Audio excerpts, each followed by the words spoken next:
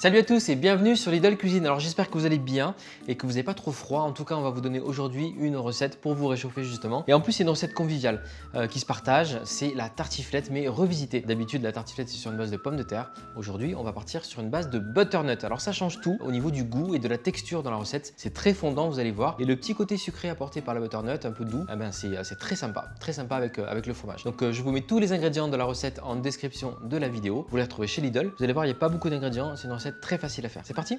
Pour réaliser la butternut façon tartiflette pour 4 personnes, vous aurez besoin d'une jolie courge butternut, 200 g de lardons fumés, 200 g d'oignons émincés, un fromage à tartiflette ou reblochon, 2 cuillères à soupe d'huile, 1 cuillère à café de beurre, une gousse d'ail, du poivre et un peu de fleur de sel. Alors première étape, notre butternut, ça va être le légume de base de ce plat. Vous allez venir avec l'économe enlever la première couche de peau et on va la faire pré-cuire cette butternut, idéalement à la vapeur. Maintenant à la maison, si vous n'avez pas d'appareil de cuisson vapeur, moi je vais le faire avec Monsieur Cuisine. Vous pouvez très bien utiliser donc un grand faitout avec un petit fond d'eau et couvrir. Et vous y allez à feu doux. Ça va cuire tranquillement votre butternut. Ou alors pour aller plus vite, vous pouvez aussi l'immerger complètement dans de l'eau bouillante. Mais il faudra bien la laisser égoutter pour pas qu'elle crache trop d'eau ensuite dans le plat gratin.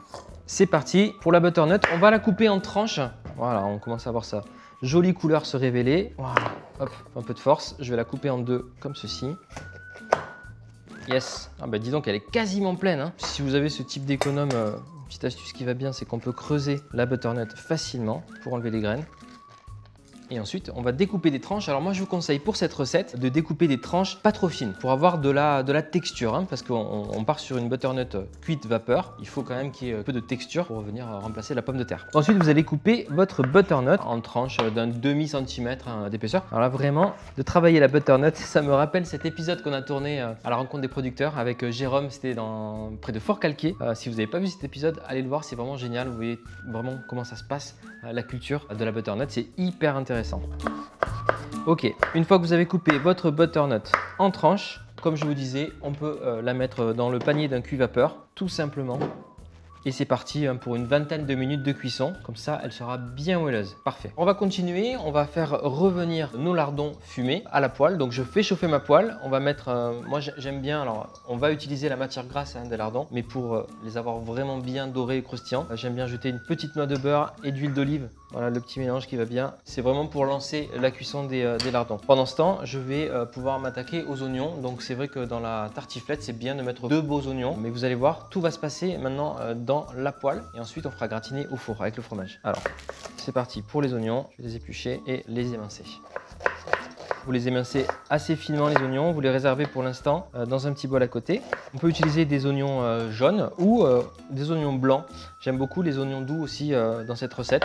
Ça marche bien, vraiment avec le côté doux de la butternut et des oignons, ça peut être assez sympa. Ça, vous les mettez de côté. On est prêt à faire revenir nos lardons. Voilà, là il y en a pour 5 minutes. Je veux vraiment qu'ils crachent pas mal de jus parce que ça va être la matière grasse dont on va se servir pour faire revenir ensuite donc du coup les oignons.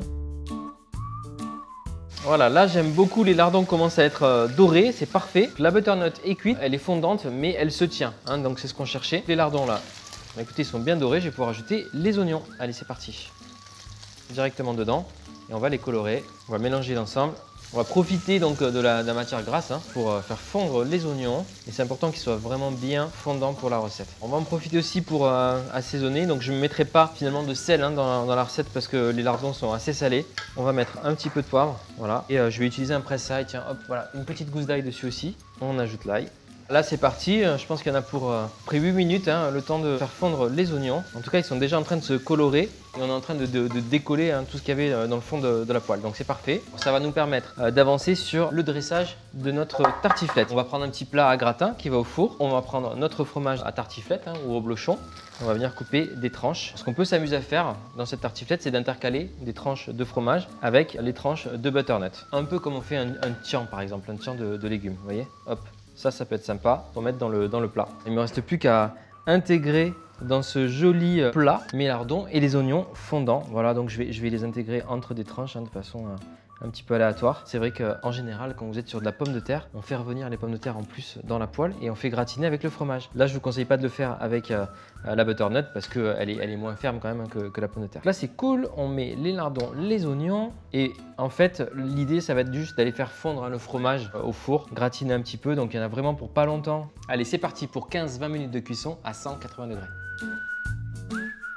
Qu'est-ce que ça sent bon! J'aimerais tellement vous transmettre l'odeur et regardez comme c'est joli en plus. Une façon de se réapproprier les codes de la tartiflette avec cette base de potimarron. Prendre un petit peu de... Ici, j'ai du persil déshydraté. On pourrait mettre un peu d'herbe de Provence pour la couleur. J'adore pour le contraste. Voilà, c'est joli. Et voilà, vous mettez ça sur la table et vous passez une bonne soirée. Ça, je vous le garantis. Cette tartiflette revisitée hein, avec de la courge butternut. À la maison, vous pouvez le faire aussi avec de la patate douce, avec du potimarron, avec de la courge classique. N'hésitez pas, des pommes de terre violettes et tout. Voilà, l'idée, c'est vraiment de s'amuser, de reprendre des codes de la tartiflette et de se faire plaisir. On a quelque chose de joli. Vous mettez ça sur la table et vous allez passer une belle soirée. Faites-moi confiance. Merci à tous d'avoir regardé la vidéo. Je compte sur vous pour la liker, la partager. Et bien, il ne vous reste plus qu'à vous abonner à la chaîne si ce n'est pas encore fait. Et moi, je vous dis à la semaine prochaine pour une nouvelle recette. Ciao!